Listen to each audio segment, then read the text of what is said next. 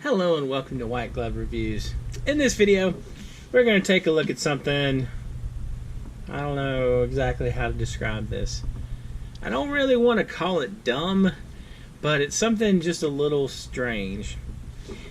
Okay, a little while back, Apple made a deal with Victorinox, and one of the things they were doing is they were selling jet setter, like special versions of the jet setter knives, you know, that were set up for Apple, that kind of thing. And apparently they also made an Apple Cybertool, and I wanted to show you one of the Apple Cybertools. And the Cybertool is the Cybertool 29 or the Cybertool S, depending upon which name you go with. And so I just wanted to show you all this so you can check it out. Anyway, as you can see, it says Apple Company Store and Cybertool and $59.95, and that should be US dollars. So it's not like totally out of the range of like prices, and it comes in a nifty little metal container and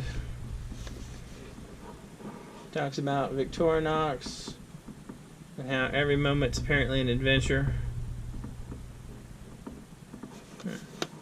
Alright, let's open this up. See what we get. We get a nice, super shiny Cybertool. So the question is, what's the difference? You might have seen the flash of the difference here.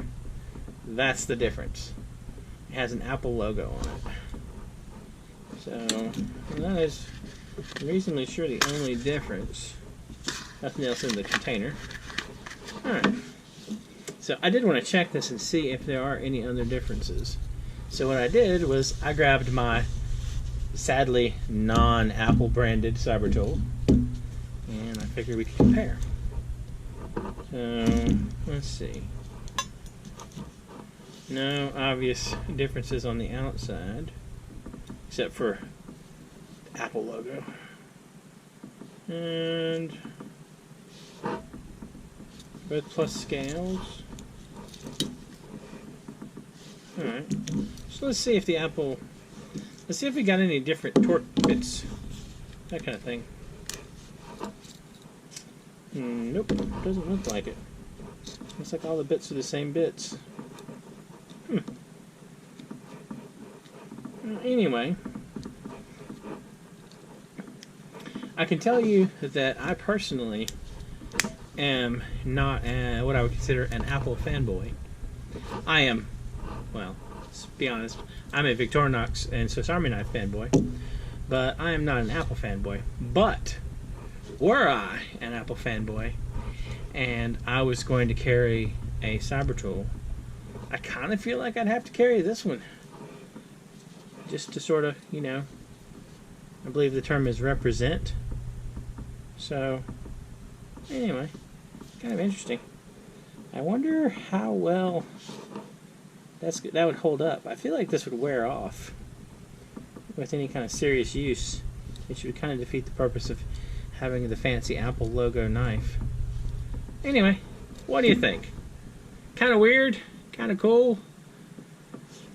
Anyway, it's not my deal because I've never been really an Apple person at all. But were I an Apple person, I could maybe see it. As it stands, this is probably good enough. Anyway, let me know what you think. Do you need an Apple branded Victorinox Cybertool 29, or is the normal one good enough?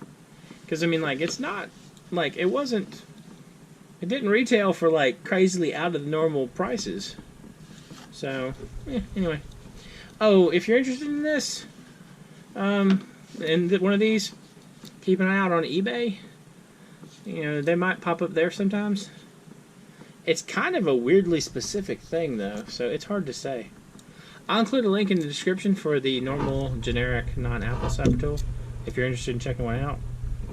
I do personally think that if you're trying to maximize the utility you get from a Swiss Army knife in the minimum size package, the Cybertool 29 is probably the best one because you get the most bang for the space.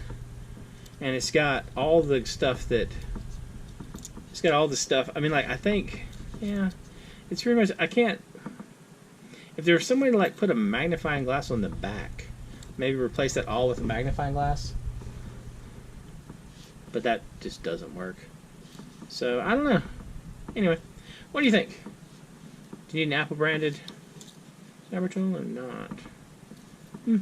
Anyway, if you've enjoyed this video, please like and subscribe, and I hope y'all have an excellent day.